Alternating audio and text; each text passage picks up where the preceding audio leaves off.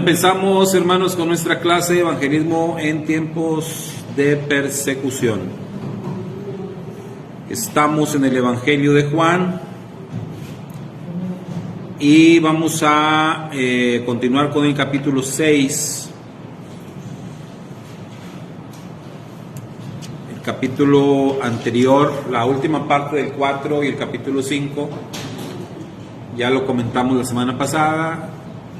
Es una especie de paréntesis donde Yeshua envió a sus discípulos de regreso a sus casas para que tuvieran la oportunidad de pensar, de poner en la balanza pues su estilo de vida que ellos llevaban con el estilo de vida que Yeshua les estaba ofreciendo y tomaran una decisión. Algo así es lo que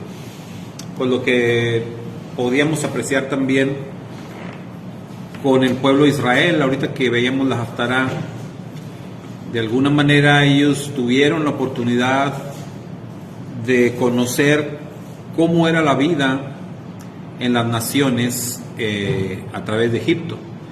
Egipto era un reino en donde había gente de muchas partes del planeta. Entonces Israel pudo conocer en Egipto cómo era la vida en las naciones, y en el desierto y posteriormente en la tierra de Canaán tuvieron la oportunidad de conocer cómo era la vida en el reino de Dios.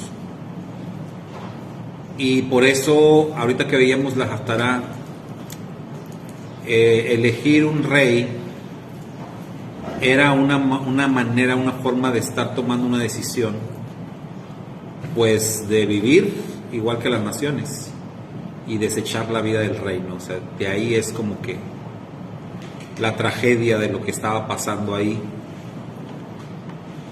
Y bueno, eso también a nosotros nos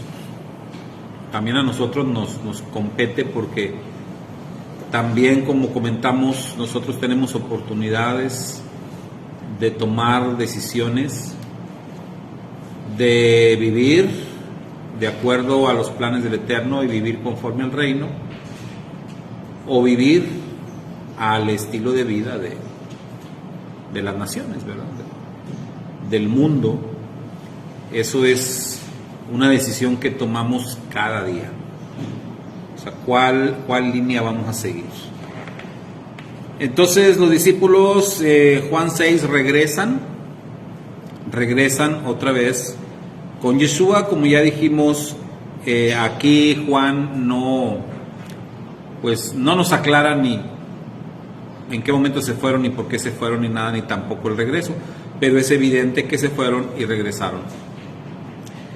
En los evangelios de Marcos, Mateo y Lucas sí se nos dice cómo es que ellos regresaron. Es decir, Yeshua fue a buscarlos, los llamó y ellos se reincorporan a su vida como discípulos. Entonces aquí ya a partir de Juan 6, digamos, continúa la historia de los discípulos con Yeshua, y lo que nos encontramos primero, el primer texto, tiene que ver con la multiplicación de los peces y los panes.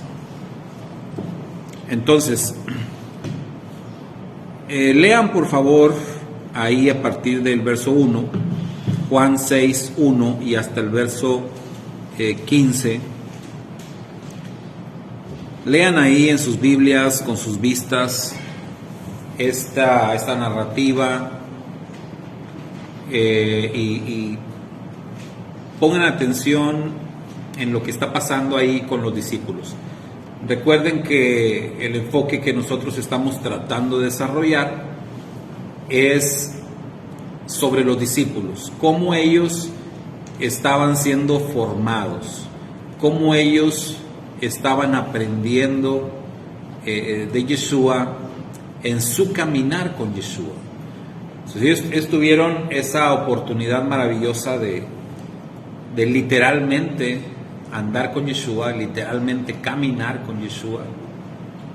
Entonces estamos tratando de seguir a la luz del Evangelio de Juan ¿Cómo fue esa experiencia con los discípulos? ¿Qué es lo que ellos iban aprendiendo de cada evento que ocurría, de cada encuentro que Yeshua tenía por ahí con algunas personas? Tanto encuentros positivos como encuentros negativos.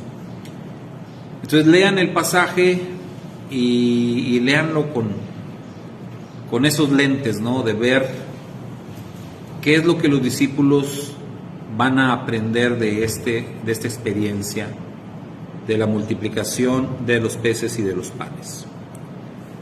Les voy a dar unos segundos, o serán minutos. ¿Minutos? ¿Un minuto? Bueno, 2 minutos para que lean el pasaje. Está cortito. Juan 6, 1 al 15.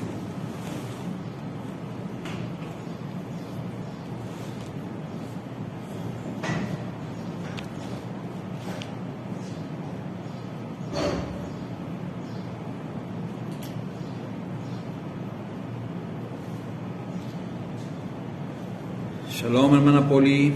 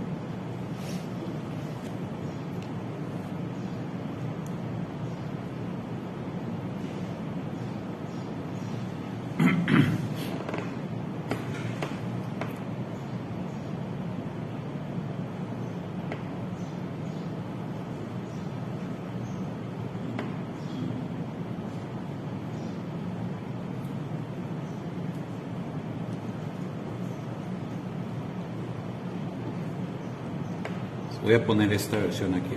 Tiró Jesús al otro lado del mar de Galilea o de Tiberíades. Le seguía un gran gentío, porque veía los milagros que hacía con los enfermos.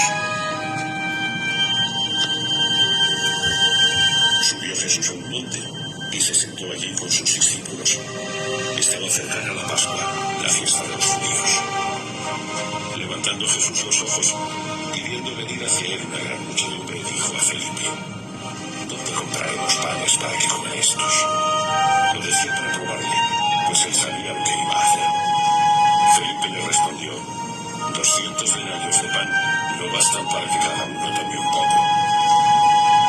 Le dice uno de los discípulos, Andrés, el hermano de Simón Pedro: aquí hay un muchacho que tiene 5 panes de cebada y 2 peces. ¿Pero qué es esto para tantos? Jesús dijo: hacen sentar a la gente. Había mucha hierba en el lugar. Se acomodaron pues los hombres, como unos 5.000. Tomó entonces Jesús los panes. Oh Padre, Señor del cielo y la tierra, gracias por tu generosidad. Amén. Y después de darle gracias, los distribuyó entre los que estaban sentados.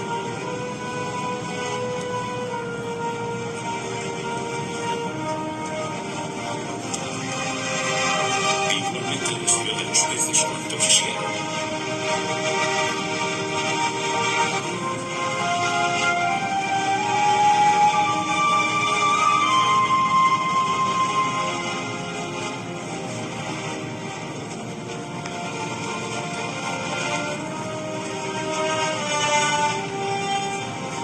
Cuando se saciaron, dijo a sus discípulos: recoged los trozos que han sobrado para que nada se pierda. Los recogieron y con los trozos de los 5 panes de cebada que sobraron a los que habían comido, llenaron 12 cestos. Al ver aquellos hombres la señal que Jesús había realizado, decían: este es ciertamente el profeta que había de venir al mundo. Pero Jesús, dándose cuenta de que iban a venir para tomarse y proclamarle el rey, se retiró de nuevo al monte y los Palabra del Señor. Jesús es el único. Ya deben haber terminado de leer, ¿verdad? Sí. Porque acá el amigo ya terminó. Bueno, entonces ahí tenemos Juan capítulo 6 versos 1 al 15, una alimentación milagrosa, se conoce como la alimentación de los 5,000, la multiplicación de... Entonces lo que vemos ahí es una alimentación milagrosa. Dice que hay 5,000 personas, hombres. O sea, 5,000 hombres, tratando de hacer un cálculo. Otras veces hemos dicho, fácilmente había ahí unas 20,000, fácil. Porque había 5,000 hombres, pues entendemos que fácil había 5,000 mujeres. Y si había niños, pues donde hay hombres y hay mujeres, usualmente hay niños, fácil el doble. Entonces hablamos de unas 20,000 personas que fueron alimentadas milagrosamente. Ahora, hablamos de evangelismo. ¿Por qué? Pues porque Yeshua está evangelizando ahí a la multitud. Recuerden que este término de evangelización ha sido muy mal entendido. Muchos cuando quieren encapsular el término evangelización a compartir solamente cierta parte del mensaje de Dios, cuando no es así.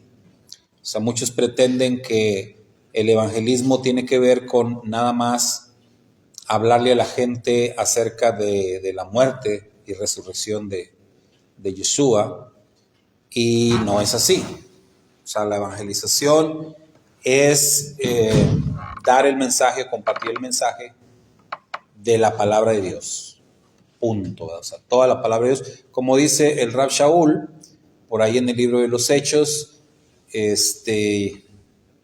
dice él: yo estoy limpio, yo estoy tranquilo, yo me siento en paz, no me he guardado nada, yo les he hablado a ustedes acerca de todo el consejo de Dios. O sea, toda la palabra, no nada más algunas partes. Entonces, en ese sentido, cada vez que Yeshua estaba hablando a la gente, él está evangelizando. ¿Sí? Él les está dando palabra de Dios. Ahora bien, Yeshua no era como que le hablaba a las multitudes del tema de su muerte y de su resurrección. Él, a quienes les hablaba de eso, era a sus discípulos. ¿Hacía a la gente, a las multitudes? No. A sus discípulos sí, varias veces. Y fue un mensaje que los discípulos no entendieron. No lo entendieron hasta que ya ocurrió. Entonces tenemos que poner especial atención en eso. ¿Por qué? Porque quiere decir que lo que a Yeshua le interesaba más de sus discípulos eran como que otras áreas en sus vidas, que aprendieran de otras cosas. El mensaje de Yeshua se centraba en el reino de Dios, se centraba en el arrepentimiento, se centraba en vivir la vida de acuerdo a los planes y propósitos del Eterno. O sea, ese era el mensaje central que Yeshua compartía con la gente. En el caso de este texto de Juan 1 al 15, no tenemos ahí datos que nos digan que Yeshua les habló a la multitud de cierto tema. No hay. Es parejo. ¿Verdad? O ahorita en lo que leyeron, ¿qué pudieron observar sobre eso? ¿Dice el texto de qué estaba predicando Yeshua? ¿De qué les estaba hablando a la multitud? No, ¿verdad? Entonces vean, en el caso de Juan, el énfasis recae totalmente en los discípulos. Entonces, Juan no escribió ahí qué fue lo que Yeshua compartió, ¿verdad? Cuál fue el mensaje ese día. No. El enfoque fue la alimentación milagrosa y eso fue algo dirigido hacia los discípulos. Entonces vamos a ver qué aprendieron los discípulos acerca de esta experiencia. Lo primero que vemos, ¿qué nos dice el verso 1 al verso 2? ¿Qué es lo primero que nos dice? Dice, lo seguían grandes multitudes porque veían las señales que hacía en los enfermos. ¿Okay? Entonces, eso es un aprendizaje para los discípulos. Desde el ministerio de Yeshua hubo ese auge, hubo esa fiebre, ¿no? Por seguir a Yeshua a causa de los milagros, de las señales, de las sanidades. Hoy en día existe ese concepto de las llamadas mega iglesias. Hoy en día, de hecho, existe dentro de la capacitación que se les da a los siervos de Dios en los seminarios, existen materias, recuerdo una en particular que se llama iglecrecimiento. Así se llama una materia en el seminario. Iglecrecimiento o el crecimiento de la iglesia. Entonces vean, porque esto es un concepto muy interesante, ¿no? Escrituralmente hablando, el Rab Shaul escribió esto, ¿verdad? Él dijo, yo planté, ¿saben el texto? Yo planté, Apolos regó. El crecimiento lo ha dado Dios. Entonces, hablar de iglecrecimiento es un concepto un poquito herético, incluso podríamos decir, ¿no? Porque Apolo. ¿Mande? Dijo Apolo regó, ¿no? Apolos. Apolo. Apolos se llamaba, porque ese está en una de las cartas a los Corintios, ¿no? Sí. Entonces Apolos regó porque Apolos fue un predicador que tuvo que ver ahí, que ministró pues a los Corintios, y el Rab Shaul está dirigiéndose a ellos, dice, yo planté, o sea, como él fue el que llevó la palabra a Corinto. Después Apolos regó, o sea, Apolos le dio continuidad, se quedó ahí un tiempo enseñándoles y todo. Pero él le dice, pero el crecimiento lo ha dado Dios. Y en el contexto de lo que Pablo escribe en esa carta a los Corintios, el contexto es justamente un divisionismo que existía en la iglesia. Porque algunos decían, yo soy de Pablo, yo soy de Apolo, yo soy de Cristo, yo soy de... Y el Rab Shaul decía, pues ¿qué? ¿Acaso está dividido? El Mashiach, ustedes no han entendido. Entonces, pero ahí él pone de manifiesto que el crecimiento dentro de la iglesia, dentro de las congregaciones, viene del Eterno. Así estemos hablando de crecimiento espiritual, así es como a muchos les gusta, ¿no? Hablar de mi crecimiento espiritual. Así se esté hablando de crecimiento espiritual, así se esté hablando de crecimiento numérico, es algo que viene de parte de Dios. Sí hay cosas que nosotros podemos y debemos hacer, o sea, nuestra parte, nuestra tarea, como dice Pablo, plantar, regar, etc. Pero nosotros no podemos hacer crecer una iglesia. Nadie puede hacer crecer una iglesia. Sin embargo, en el concepto moderno, muchos dan por hecho que sí se puede. Existen muchos, por eso, talleres, conferencias, etcétera, de iglecrecimiento. Conceptos que te ofrecen, te venden a algunos ministerios, a algunos pastores, y donde te aseguran que pueden hacer crecer tu iglesia. De hecho, no sé si han visto de pronto los que usan Facebook, o quizás en otras redes también salga, pero si les ha tocado ver que de pronto les aparezca ahí algún tipo de publicidad sobre este tema, sobre el crecimiento, en donde salen y dicen como que no te quedes atrás, ¿verdad? Y que modernízate, haz crecer tu iglesia y que mira que estos métodos y que esto es lo de hoy y bueno, te ofrecen tantas cosas, ¿no? Para hacer crecer tu iglesia. Un libro pues, que causó muchísimo revuelo en estos tiempos fue Iglesia con Propósito, de Rick Warren. Y Rick Warren y su iglesia de ahí de la zona de California, se convirtió pues así como que en un modelo a seguir por la experiencia que vivieron, por lo que él narra en su libro de cómo empezó con un pequeño grupo de personas y luego creció la iglesia hasta convertirse en una mega iglesia, ¿verdad? Entonces, muchos tienen ese concepto, tienen esa idea de que pueden hacer crecer a sus iglesias. Lamentablemente, en esos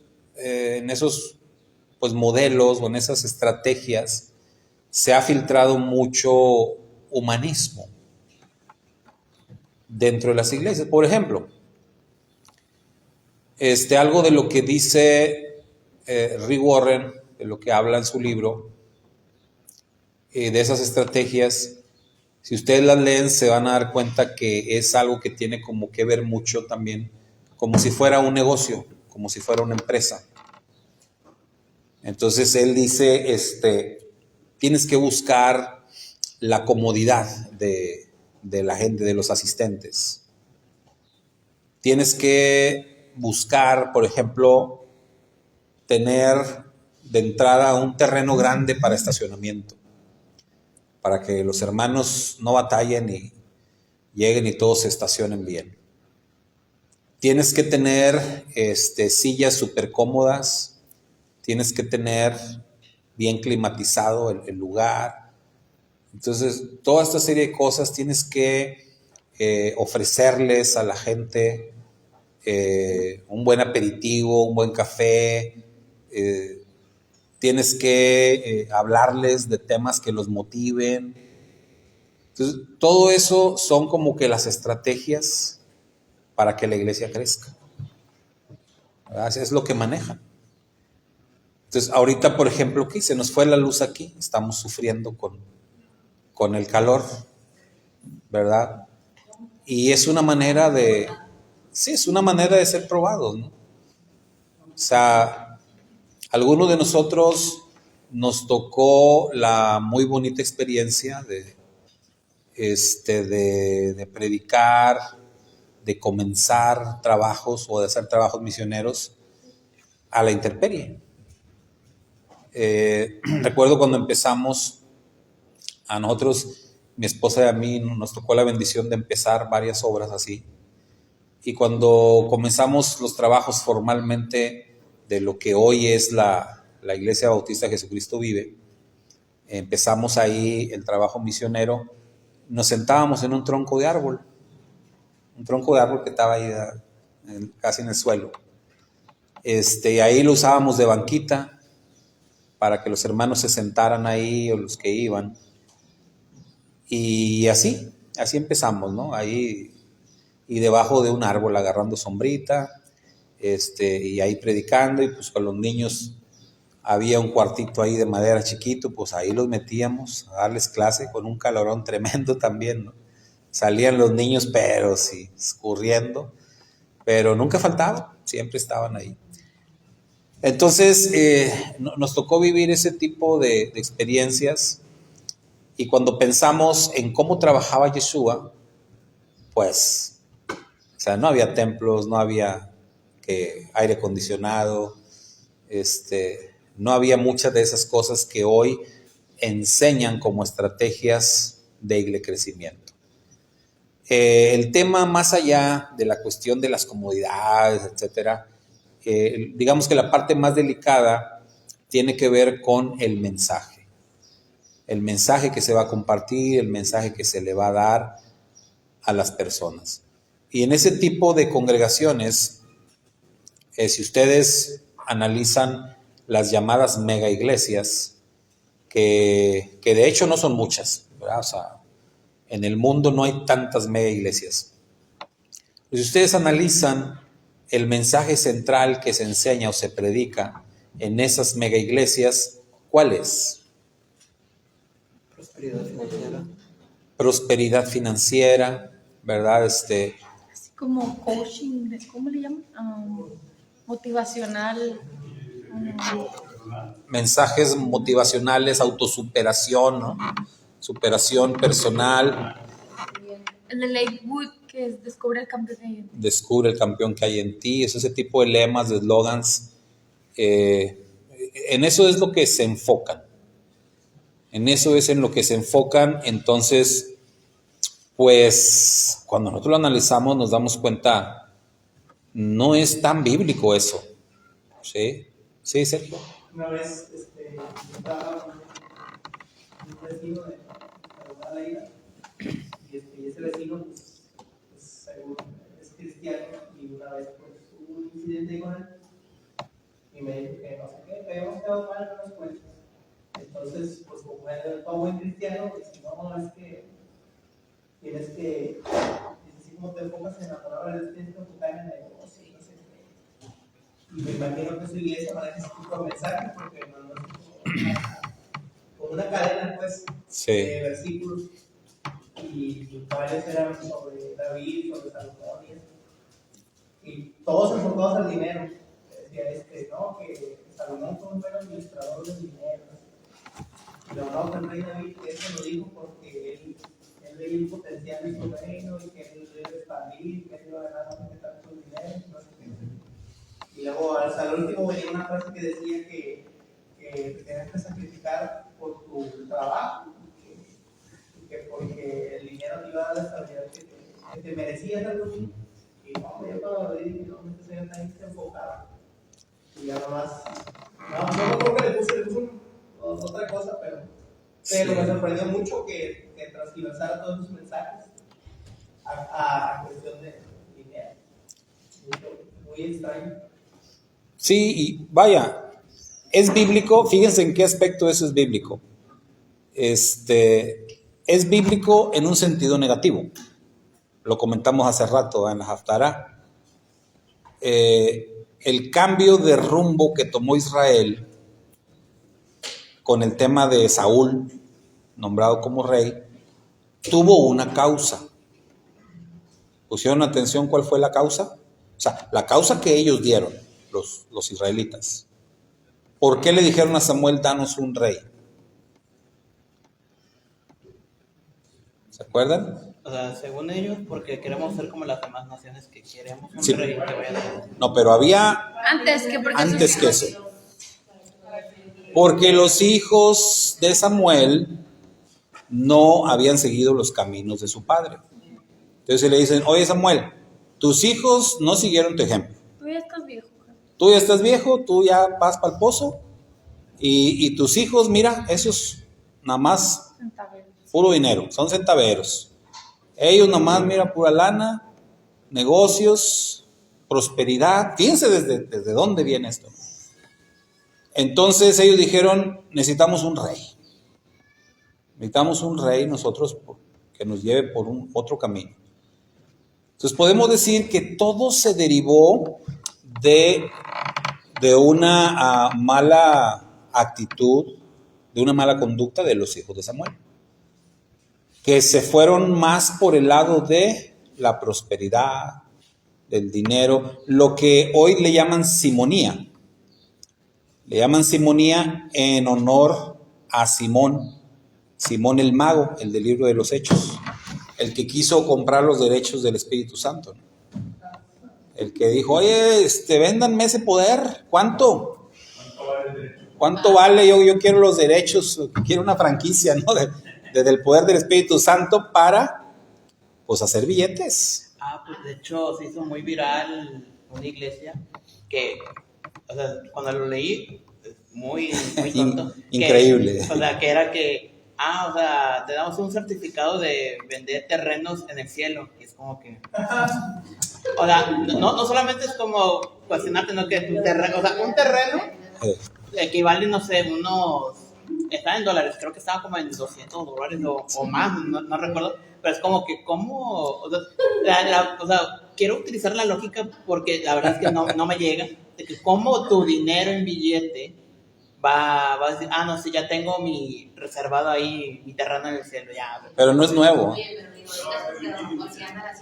Ese es un concepto muy antiguo, pero lo cambiaron, lo maquillaron, ¿no? Había otro que vendían estrellas y te decían, pon el microscopio. Le digo, sí. El telescopio, y esa es la que estrella es tuya. Y ya te la pagabas y ese era un certificado. Y según esa era tu estrella, y ya. O sea, lo increíble no es que haya gente que los venda, sino que haya gente que los compre. Que lo crean y que los compren, que lo paguen. Pero, repito, no es un concepto nuevo. Ustedes han leído sobre las bulas papales, ¿no? Las bulas papales. O sea, la salvación comprada, pues, ¿no?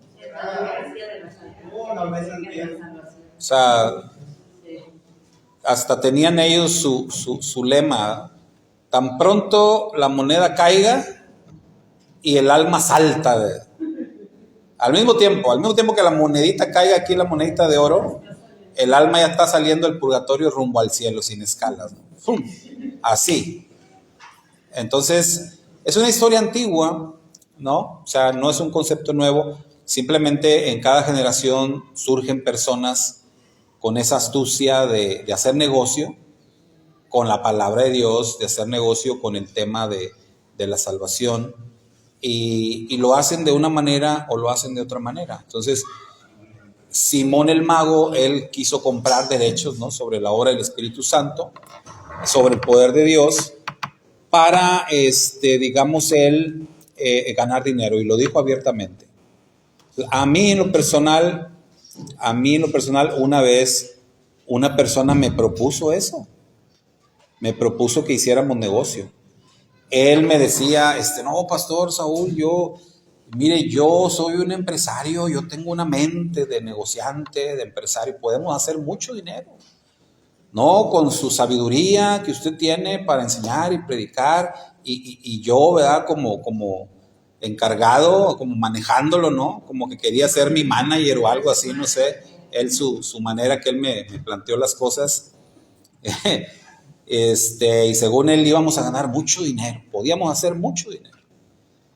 Y ya le dije, no, hombre, ¿sabes qué, brother? Pues te vas tú, me voy yo de aquí, porque no, pues, lamentablemente en ese momento yo estaba en un lugar donde yo estaba trabajando. Fue una etapa donde a la misma vez que estaba pastoreando la iglesia, estaba también trabajando con unos hermanos en un negocio que tenían. Y pues no me podía ir de ahí. Y luego este cuate era muy amigo de ellos, y yo así como que lo tenía que soportar. Ya después le dije al otro hermano, oiga, ese amigo decía, no me molesta porque pues vamos a acabar mal, ¿verdad? Le voy a decir algo que no le va a gustar.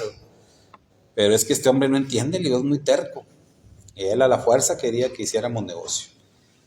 Y este hermano con el que yo trabajaba también, él asistía a una congregación muy grande de aquí de Reynosa, y su esposa ya estaba asistiendo con nosotros. Nosotros en ese tiempo rentábamos una casita ahí en la colonia Valle Verde, una casa ahí chiquita, y ahí nos reuníamos. Entonces ellos de pronto tenían situaciones como matrimonio, y la hermana decía, es que yo quiero que él me acompañe acá. Ella decía, es que yo no me siento a gusto allá en aquella iglesia, yo estoy muy contenta con ustedes. Y platicábamos, ahí yo platicaba con él, y una vez le pregunté, le dije, oiga, hermano, ¿por qué no quiere apoyar a su esposa, ¿verdad? ¿Por qué no quiere apoyar a la hermana? Le digo, no es que yo me lo quiera traer acá, ¿no?, con nosotros, pero pues si están teniendo esas dificultades, y si una probable solución sea que los dos asistan a la misma iglesia, pues, ¿por qué no hacerlo, no? Y saben, él me dijo, algo parecido a lo que ahorita decía Sergio. Él me dijo, no hombre hermano, mire, pues sí, mire, vamos a hacer algo. Usted tiene cultos en la mañana y en la tarde, ¿verdad? Los domingos. Pues, ¿qué le parece? Empiezo a ir con ustedes ahí en la tarde, pero sigo yendo los domingos en la mañana allá donde voy. Le dije, pues, no se me hace muy buena idea, ¿verdad? Pero dije, pues, ¿cuál es su razón? Entonces él me dijo, mire, dice, es que realmente yo acá, a la iglesia donde voy, más que nada, yo voy por el tema de los negocios. Ya, caray, negocios, digo, pues, ¿cómo está eso, no? Sí, dice, es que ahí asisten varias gente con la que yo hago negocios. Y la mera verdad, mis mejores negocios o los mejores clientes que agarro son ahí en la iglesia los domingos. Entonces, si yo dejo de ir, dijo, eso me va a afectar en mis negocios. Por eso tengo que seguir yendo. Así me la manejó. Bueno, para no hacer la historia muy larga, finalmente pues traté de aclararle las cosas y finalmente pues sí se decidió, ya se vinieron, se congregaron un tiempo con nosotros, decidió confiar en Dios y le fue bien, ¿no?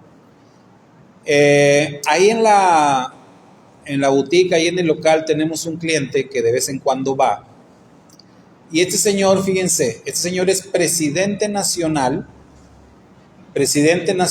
de un grupo que a lo mejor han escuchado también por ahí, un grupo que no recuerdo exactamente el nombre, pero tiene algo que ver o dice que es de hombres profesionistas y de negocios, o de hombres de negocios y profesionistas, que se juntan cada semana por ahí en algún salón y son gentes o sea, ellos dicen, nosotros no somos religión, no somos denominación, ahí hay de todo. Hay de todo, y no importa si eres católico, si eres adventista, ¿cómo se llama? Mesiánico, lo que sea. Pues con este señor hemos platicado ahí y él una vez nos preguntó, bueno, ¿y ustedes? Y ya dijimos, no, pues mire, nosotros no tenemos ninguna bandera, no tenemos ninguna etiqueta, pero pues nos puede identificar con el mesianismo, o sea, estudiamos las raíces hebreas y todo. Y ya me dijo, sí, no, de esos también van ahí con nosotros. O sea, de todo, con nosotros van de todas partes, ¿no?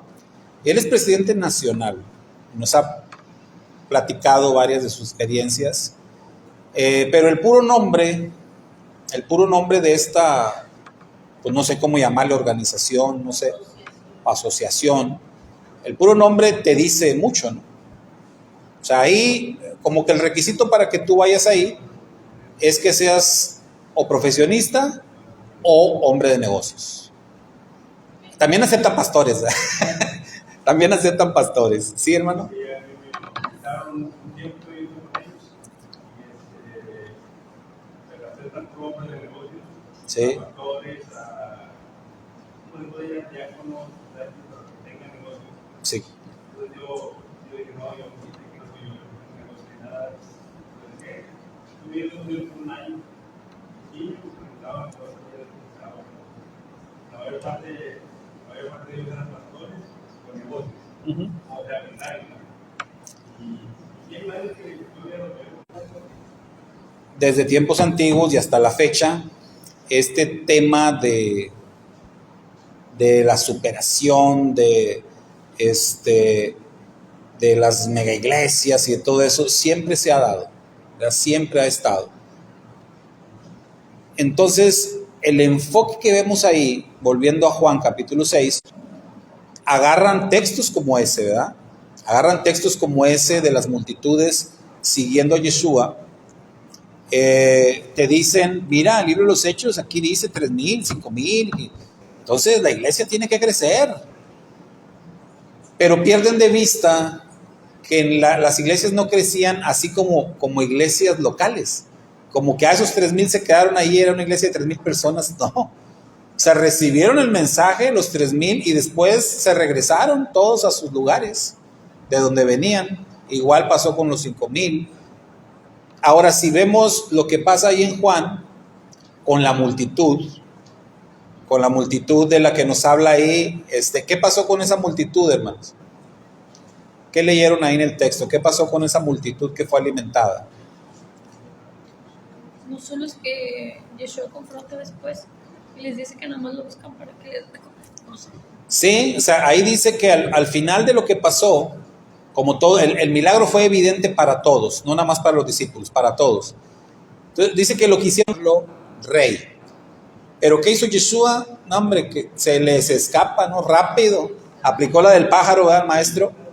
Y que se escapa. Pero lo encontraron, ¿no? Sí, como que se les esconde, ¿verdad? Y se fue, dice, hasta los discípulos se les perdió.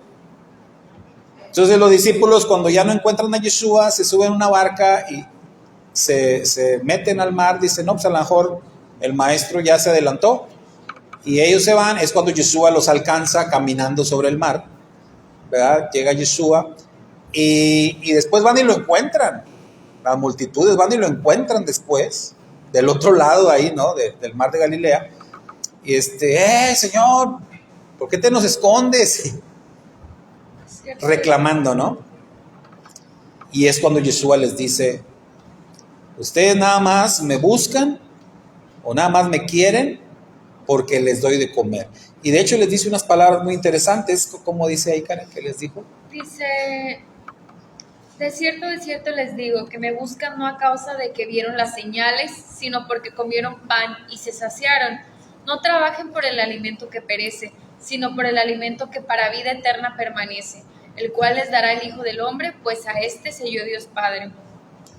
Entonces hay que hacer una distinción entre lo material y lo espiritual, es lo que está diciendo Yeshua. Ustedes nada más están poniendo sus ojos en lo material y no están viendo las señales. O sea, ahí lo importante no era la cantidad de panes, ni de peces, ni todo lo que sobró. Lo importante era la señal, pero la señal no era para que lo tomaras con una aplicación física, práctica, de, pues Él, no por lo que te puede dar, sino por quién es Él. ¿Sí? O sea, eso fue el mensaje para la multitud. Pero volviendo con los discípulos, decíamos, los discípulos están aprendiendo. Va a haber ocasiones que haya multitudes y lo que nos emocionaba, el poder encontrar gente, el poder juntar gente. Entonces, llevar a cabo una campaña, ya fuera en una plaza, en cualquier lugar, nos emocionaba mucho ver que llegara mucha gente. Entonces después entendí, pues es que eso no es importante. O sea, sí lo es, pero no dependes de eso. Da lo mismo si se te juntaron 200 personas que si llegó una nada más. Discípulos aprendieron también que tener una multitud enfrente implica problemas. O sea, más gente, pues más necesidades, ¿no? Más problemas. El primero, pues la gente come y ahí la gente tenía hambre. Entonces los discípulos aprenden eso. Particularmente ahí habla de un discípulo que hizo la observación o se dio cuenta y digamos que ese discípulo pues no tenía como que mucha fe. ¿Cuál fue? ¿Andrés o Felipe? Se mencionan los dos, ¿no? ¿Cuál fue el primero? Los dos. Dice que Yeshua le preguntó a Felipe. Yeshua le pregunta, ¿dónde compraremos pan para que estos coman? Dice, esto dijo para probarlo. O sea, es una prueba. Los discípulos están aprendiendo. Oye, tenemos aquí 5,000 gentes, 20,000 gentes. Y Yeshua no está preguntando cómo, sino más bien él dice, ¿dónde? Oye, ¿dónde habrá pan para darle a esta gente? ¿Dónde podemos comprar pan? Entonces, ¿y qué respondió el discípulo? No sería suficiente 200 denarios de pan para que cada uno de ellos tomara siquiera un poco. O sea, de por sí, o sea, maestro, no traemos dinero, ¿de dónde quieres comprar? Y si trajéramos, ni con 200 denarios alcanza. Un denario era como el pago o el salario de una persona en aquel tiempo. Entonces, está hablando de, digamos, una cantidad ahí algo exagerada, y decir, no nos alcanzaría. No nos alcanzaría. Aquí dice la versión que trabajase con meses enteros. Ajá. Sí, el salario de meses no nos alcanzaría. Entonces, ¿cuál es la actitud de este discípulo? Falta de fe, pesimista. Entonces, los discípulos están aprendiendo. Y algo que aprenden ahí, que es a la postre ellos se van a aprender, en el camino de la evangelización, te vas a encontrar obstáculos. Te vas a encontrar obstáculos así, donde vas a necesitar fe. Te vas a encontrar retos así. Ahorita nosotros acá estamos tratando de recuperar el ministerio de los desayunos. Lo habíamos suspendido, ¿verdad? Por un tiempo.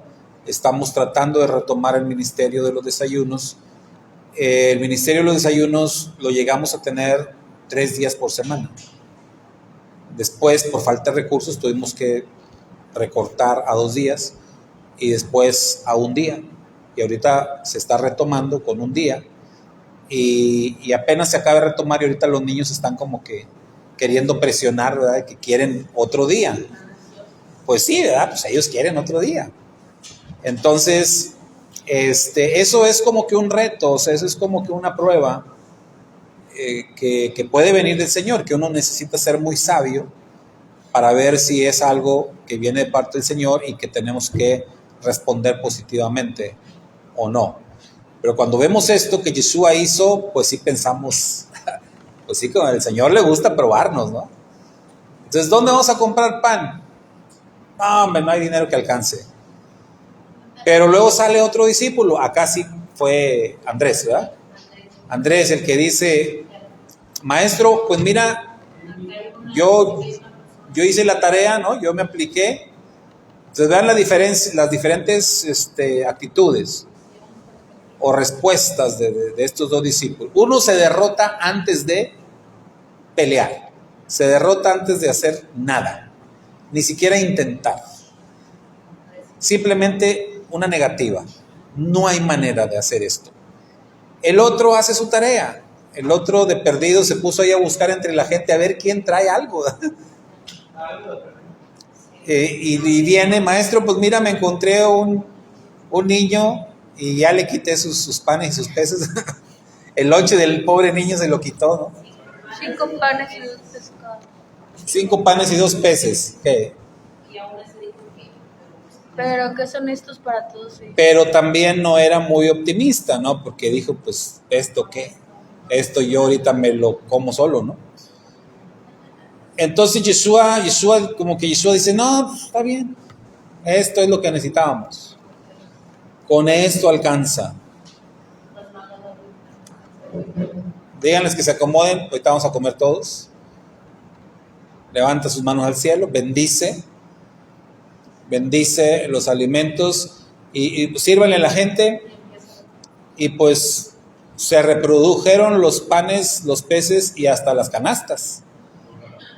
Porque esa era una canastita y de repente cuando se dieron cuenta ya estaban repartiendo de varias canastas. Y al final recogieron, ¿cuántas canastitas llenas? 12 bien llenitas. ¿Cómo? Entonces los discípulos aprendieron cosas muy interesantes a través de de esta experiencia que estaban viviendo con Yeshua. Entonces va a haber desafíos, va a haber retos siempre en la evangelización y tienes que tomar la actitud correcta. Yeshua a sus discípulos una vez les dijo una enseñanza que a mí en lo particular me gusta mucho. Yeshua les dijo, pedid y se os dará. Buscad y hallaréis. Llamad y se os abrirá. Porque todo aquel que pide, recibe, el que busca, encuentra, y el que llama, se le abre. Esto de la alimentación milagrosa tiene mucho que ver, hermanos, con estos conceptos. De pedir, de buscar, tiene que ver mucho con llamar también. Y si ustedes lo ven, eso fue lo que trajo la solución a esa situación que había de hambre, de que todos tenían hambre. Viéndolo desde la perspectiva primero literal, física, hambre del cuerpo. Bueno, lo que necesitaron hacer fue buscar, fue pedir y fue llamar. Felipe no hizo nada, ¿no? Pero bueno, Andrés sí, él sí buscó y encontró. Pidió, yo decía bromeando que se los quitó al niño, ¿no? Yo creo que se los pidió, ¿verdad? Le pidió al niño, oye, ¿te gustaría donar tu sabroso lonche, ¿verdad? Sí. Y quien llama, quien hace la parte más importante, pues Yeshua. Quien llama, que invoca el poder del cielo para que ocurra ahí un milagro. Entonces, en lo que es la evangelización, en tiempos difíciles, en tiempos de persecución, esos tres conceptos, mis hermanos, son vitales. Vitales para poder cumplir con ese proceso de seguir evangelizando, de seguir alimentando a las personas. Tenemos que pedir, buscar y llamar. No hay otra forma de poder salir adelante. Ahora, en la perspectiva espiritual de esto, ¿no? Yendo más allá de la cuestión física y viendo a aquellas personas como hambrientas de la palabra de Dios. Vamos a ser positivos y pensar que muchos de esas personas realmente estaban allí porque tenían hambre de la palabra de Dios, que sí querían, que sí estaban interesados en la palabra de Dios, pero que a veces, como hemos aprendido, el factor de la necesidad física se puede convertir en un impedimento para que la necesidad espiritual sea suplida. O sea, mucha gente sí quiere conocer, quiere saber de Dios, quiere aprender de la palabra de Dios, pero las necesidades del mundo físico los tienen limitados, los tienen atrapados y no les permiten el poder recibir la palabra. Entonces, ahí es donde se requiere de ese esfuerzo y de ese trabajo. Ahora, si esa multitud realmente tenía necesidad de la palabra y cuando enfocamos el alimento que ellos recibieron al terreno de lo espiritual, es impresionante ver que se recogió mucho alimento de regreso y que Yeshua le dijera a los discípulos: recojan todo, que no se pierda nada. O sea, a mí me parece muy interesante eso, ¿no? Recojan todo, que no se pierda nada. Si pensamos en eso como la palabra del Señor, la palabra tiene un valor incalculable. Y compartir la palabra de Dios es un privilegio muy grande para el que comparte y para el que recibe. Y si el que la está recibiendo no lo valora, es como que Yeshua dice: recógela. O sea, que no se pierda nada. Hay otra parte donde dice: no eches tus perlas, ¿no?, delante de los cerdos. No eches lo santo a los perros. Acá dice: recojan todo, que no se pierda nada, que no se desperdicie nada. cuando lo vemos desde la perspectiva de la palabra, que ese alimento sea la palabra, o sea, el maestro no quiere que se le dé un mal uso a la palabra, no quiere que se desperdicie la palabra. ¿Qué sería una forma de estar desperdiciando la palabra? Mejor compartir el mensaje con alguien que realmente no te interesa, porque ni siquiera muestra la vista de Cristo o una fe. Sí, o sea, ¿qué caso tendría? ¿Qué caso tendría? Insistir en compartirle palabra a alguien que no muestra interés. La palabra de Dios es para todos. Yo creo que la palabra de Dios es para todos. Y generalmente conmigo, yo le digo, ¿quién es la gran pregunta de la palabra? Ahora, no me gusta que me quieran adoctrinar a mí, te digo, no, por ahí pues. Yo les digo, no vayan con la Virgen María. De aquí todo el video parte de la palabra. ¿Por qué? Pues es la mamá de Dios. No tengo como Dios eso. Y el Rusi me han retado a eso. No termine de vivir. Sí, pues La palabra para todos porque ya están registrados a eso. Necesitamos un triángulo de energía. No somos nosotros. y bueno, y tratando de aplicar eso de recojan todo, que no se pierda nada, ¿cómo lo aplicarían ustedes para, digamos, recoger la palabra y que no se pierda? ¿Qué sería como una aplicación de eso?